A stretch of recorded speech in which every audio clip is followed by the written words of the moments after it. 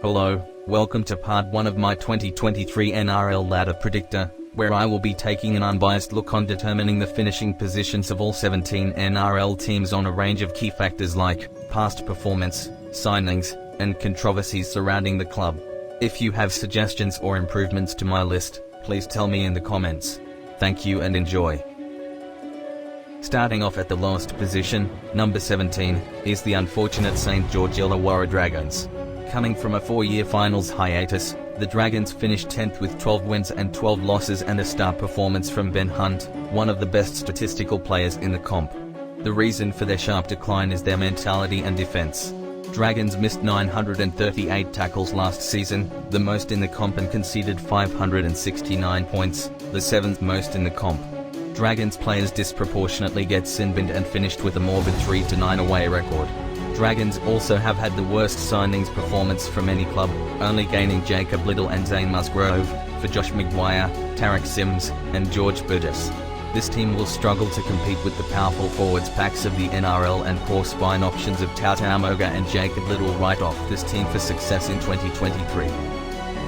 At 16th position I have the Newcastle Knights, who had a lackluster season despite an amazing start last year, finishing 14th. They have lost their best player in David Clemmer and the fan favourite Edric Lee. The Knights were the only team to win more away games than home games in 2022, showing their performance at home is subpar. They have claimed a recovered Jackson Hastings coming off a wooden spoon performance at the Wests Tigers and Greg Marshew, who will be an important gain in their backline. With rumours of Adam O'Brien being sacked and an injury-prone Ponga having a massive salary restricting important signings, it is unlikely the Knights will be able to mount a solid season. The team which will sit 15th is the Dolphins. We do not have the virtue of watching them play at the highest level, but undoubtedly they have a poor pool of players. They recorded 0 marquee signings, much to the displeasure of Wayne Bennett, and only have Jemery Marshall-King and Sean O'Sullivan in the spine as their only real strengths. This team could do anything, but it is unlikely we will see them play finals in 2023. They have the 8th hardest draw in the comp, and have no past experience on the first grade level. Next, we have the Manly Sea Eagles, who will sit at 14th on the list, dropping from 11th in the previous season. With the toughest draw in the comp, a sacked coach, displaced team members, and their star player perpetually injured, there is not much to look forward to. The losses of Kieran Foran and Martin Taupau add insult to injury, and Manly fans can only hope for a miraculous season from Tom Trobojevic parallel to his Dally M performance in 2021 to have any hope for finals this year. They do retain players such as Ruben Garrick, DCE, and Jake Trobojevic, which could boost them slightly higher throughout the season. But one thing is certain, the fate of this club will depend on this man. The nation's capital team, Canberra Raiders, will sit at 13th on the list. The Raiders mounted an impressive 8th place last year but had a horrible start, which I predict they will reenact. Their hooker, fullback, and all their centers averaged 50 or below in Supercoach last year. Not a single player averaged in the 70s, and other than star Joseph Tapine, they have a team unable of competing with even the lower-ranking teams. Losing Hodgson, Elliott, and Nickel Klokstad will only further strip the team of any strength they may have mustered. On the positive side, the Raiders have the best draw in the competition, which is why they will not be sitting much lower. The Gold Coast Titans will finish at 12th, improving from their poor form at 15th last year. Gaining Kieran Foran, they will gain a solution to the halves problem which has been plaguing the Titans for the past few years. They have retained stars Brimson, Tino, and Fafita, who are all entering the primes of their careers, none of them older than 25. I could see the Titans making the finals if they can unlock the magic which saw them make it in 2021.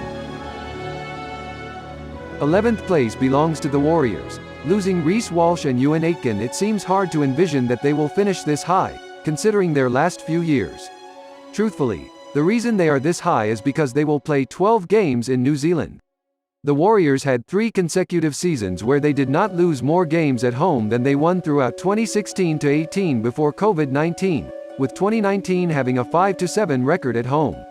I am confident that the New Zealand spirit will see them win most of these home matches. The Brisbane Broncos are a team which had a heartbreaking finish last season, spending most of the season in the top 8, only to have it ripped out in the last few weeks, finishing 9th. I anticipate that the Broncos will once again miss out in the finals. They have the equal toughest draw in the comp, but without the issues and injury-riddled team, which Manly has. Gaining Reece Walsh and Jock Madden will boost the strength of this Brisbane side, but the difficulty of their draw makes me believe they will not play finals footy again this year.